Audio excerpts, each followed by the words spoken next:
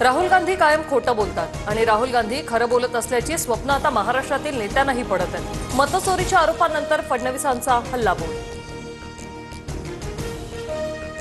मुंबईतील आक्रमक नेते अमित साटम भाजपच्या मुंबई अध्यक्षपदी। भाजपच मुंबईतील सर्वात मोठा पक्ष, मुंबई पालिकेत महायुतीची सत्ता येईल, मुख्यमंत्री फडणवीसांकडून विश्वास व्यक्त।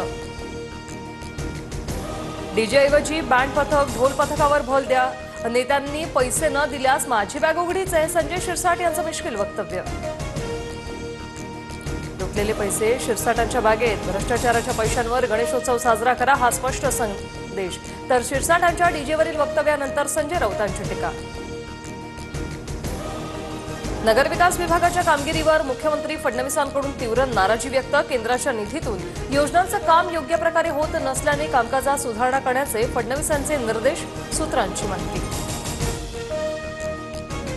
नगरविकास मंत्री म्हणून शिंदे अपयशी, केंद्राचा निधी इतर ठिकाणी वळवलेल्यांना बडतर्फ करा, संजय राऊत यांची मागणी। संजय शिरसाटांविरोधात बॅग भरून पुरावे फडणवीसांना देणार, संजय शिरसाटांविरोधात रोहित पवार आक्रमक। सिडकोची 5,000 कोटींची जमीन बिवलकर कुटुंबियांना विकल्याचा आरोप। मुंबईत येण्यावर मनोज जरांगे ठाम, शांततेत मुंबईला जायचं आहे, मनोज जरांगेंचं आवाहन।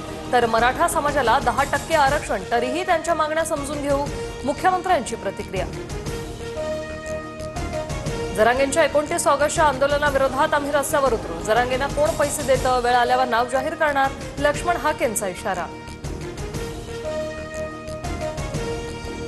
जरांगेंना 29 तारखेला मुंबईत आंदोलन करू देऊ नका, जरांगेंचं आंदोलन हा हायकोर्टावर दबाव टाकण्याचा प्रयत्न, गुणरत्न सदावर्तेंची पोलीस महासंचालकांकडे तक्रार करत मागणी।